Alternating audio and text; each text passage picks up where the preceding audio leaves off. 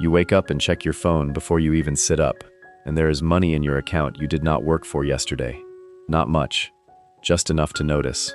Somewhere in a garage, a machine ran all night by itself. Your cousin Tyler tried this once. He still has the box. Most people who try this buy the wrong tool for the wrong reason and never figure out why it quietly failed. Tonight, 6 pieces of equipment genuinely worth the money in 2026, and one habit sitting at number 1 that decides which of them pays you back and which one becomes Tyler's box. Stay with me, because the machines on this list are not the interesting part. The interesting part is why the exact same equipment turns into real income for one person and turns into silence in a garage for someone else. I am Marcus, and I want to be upfront before we go further. I do not have a business degree on a wall, and I am not going to pretend I do. What I pay attention to is which of these setups is still making money 6 months in, and which ones went quiet after the second week.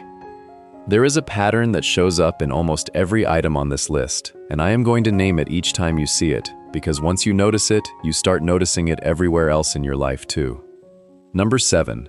An ultrasonic jewelry and eyewear cleaning machine, somewhere between $200 and $600, and most small jewelry stores and salons still send this work out, because they assume the machine costs more than it does.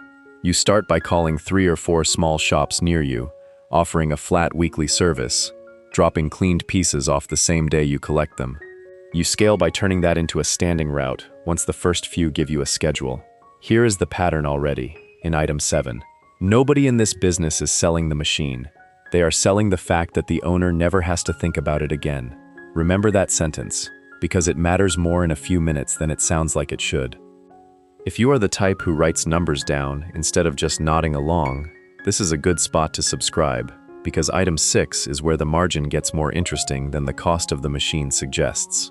Number 6. A countertop nitro cold brew tap system. It runs somewhere between $400 and $1,200, and it turns an ordinary cup of coffee into something people will pay nearly double for, because of the pour alone, that cascading, creamy head that has almost nothing to do with the taste and everything to do with the 10 seconds someone spends filming it before they even take a sip. You start by finding one cafe with foot traffic and no cold brew option, and placing the unit on consignment, splitting revenue instead of asking them to buy it outright. You scale by using that first location's real numbers, not a guess, to place a second unit somewhere else entirely, maybe a gym or a small office lobby, with the same slow afternoon lull a cafe has. Same pattern. The machine is not the product. The 5 seconds of watching that pour is the product, and somebody is always willing to pay for an experience they can post. The unit itself is barely bigger than a home espresso machine, which is exactly why it fits on a counter that already has no free space, which is usually the actual objection you will hear before anyone even asks about the price. Number 5. A mobile sneaker cleaning kit, under $200 for a steam unit, brushes, and midsole cleaner, the cheapest item on this list. Most shoe repair shops do not touch sneakers, because the market only turned real in the last few years. You start by posting before and after photos in local resale groups. You scale by partnering with a consignment sneaker shop that already has inventory needing a clean before resale. Here is the pattern again. Nobody is paying for the cleaning supplies. They are paying so a pair of shoes they already own looks, for one more season, worth keeping instead of replacing, which matters a lot more to someone than the actual dirt ever did. This is usually where people click away, thinking they already got enough out of this. If you are still here, you are exactly who this channel is for, and subscribing means the next one of these finds you, instead of you having to go looking for it. Number 4. A small gourmet mushroom grow tent, built for oyster or lion's mane mushrooms in a spare closet or garage corner. Full setup runs somewhere between $300 and $800, and it produces a harvest every week or two once it is dialed in. The tent humming quietly behind a stack of boxes most visitors never notice is there. Almost nobody tries this, because it sounds like farming, and farming sounds like land most people do not have. You start by selling your first 2 or 3 harvests directly to one local restaurant that already lists mushrooms on its menu, at a price below what a food distributor charges them. You scale by adding a second tent once that restaurant becomes a standing weekly order instead of a one-time sale you had to chase down. And there is the pattern again, quieter this time. A restaurant is not paying for mushrooms. It is paying to stop worrying about a delivery that shows up late or wilted or not at all. Most kitchens have been burned by exactly that before. A produce order that never showed up an hour before service.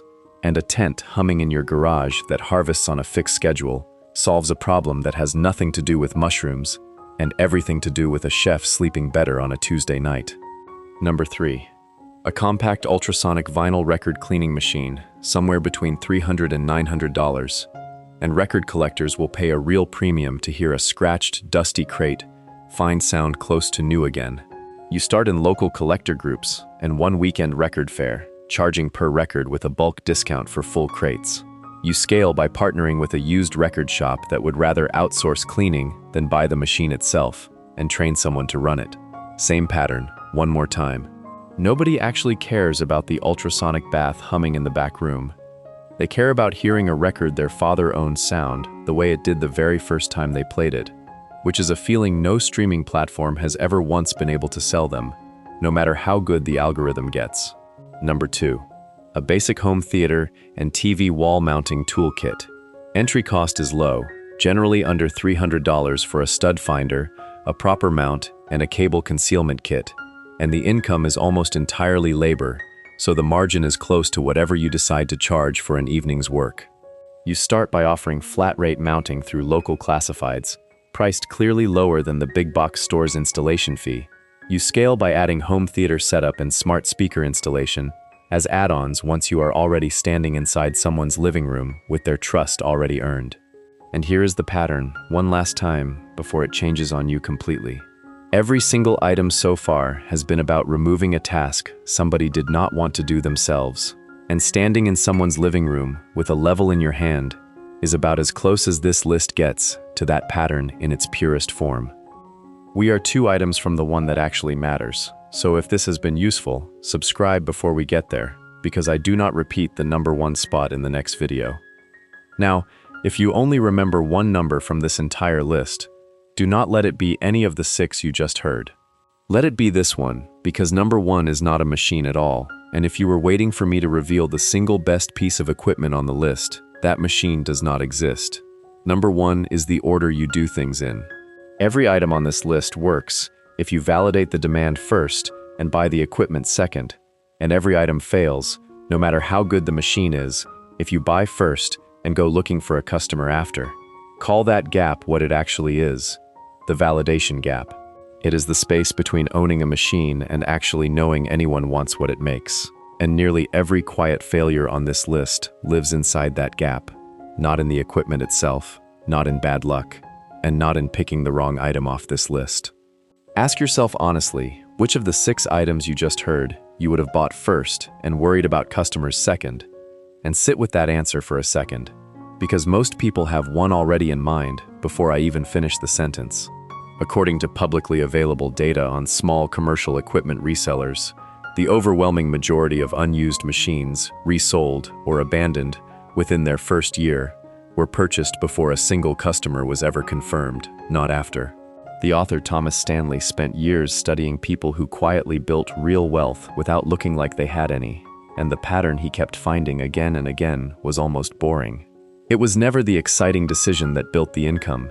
It was the unglamorous one, made in the right order, repeated for months after it stopped feeling new or interesting to talk about at a dinner table. If this reframes how you think about the next machine you are about to buy, that is exactly why this channel exists. And subscribing keeps this kind of thing landing in front of you before you make the expensive version of this mistake yourself. Before we get to how this actually plays out, let me walk you through the 4 mistakes that sink this specific kind of business before it even starts, because almost nobody talks about these directly. First, ignoring the real total cost and only looking at the sticker price. Shipping, cleaning supplies, insurance, and local fees add up faster than people expect, and if you do not account for them from the start, you will think you have more margin than you actually have, right up until the first slow month proves you wrong and the checking account tells a different story than the spreadsheet did. Second, buying the home version of a machine you plan to run every single day. A unit built for occasional weekend use breaks down under daily commercial demand within months, and the repair bill ends up costing more than what you saved buying it cheap in the first place, usually at the worst possible week for it to happen. Third, skipping the local permit or licensing check, especially for anything involving food, animals, or mobile services performed at someone else's property. A permit almost always costs less than the machine itself, but without it, you cannot legally operate at all, no matter how good your work is or how many people already asked you for it. Fourth, treating the first sale as the finish line instead of the starting line. The real business is never in selling once. It is in getting that same customer to come back on their own, without being asked twice. And the machine that ends up forgotten in a garage is usually the one nobody ever asked to come back for a second time. Every single one of these 4 mistakes is fixable in an afternoon of research that costs nothing, which is exactly why it is strange how often people skip straight past all 4 of them. I want to close with 2 people I have watched from a distance, because the difference between them was never the machine either one of them chose. Tyler heard about the sneaker cleaning kit almost a year ago, and he loved the idea immediately, the way Tyler loves most ideas for about 3 weeks before something else catches his attention instead. He bought the steam unit, the brushes, and enough cleaner for 200 pairs of shoes before he had cleaned a single real pair for a paying stranger. He posted twice, got no replies, and told me, standing in his own garage with the box still half-taped shut, that he just needed a better camera for the photos before he tried again properly. He never did. The kit sits behind a stack of boxes right now, next to 2 other ideas that started the exact same way and ended the exact same way too, still in their original packaging with the receipts folded inside, in case he ever gets around to returning any of them, which he has told me at least twice that he is planning to do. Derek heard about the same kit around the same time and did almost nothing for 2 weeks except post in 3 local groups asking if anyone would actually pay for it, before he spent a single dollar on anything at all.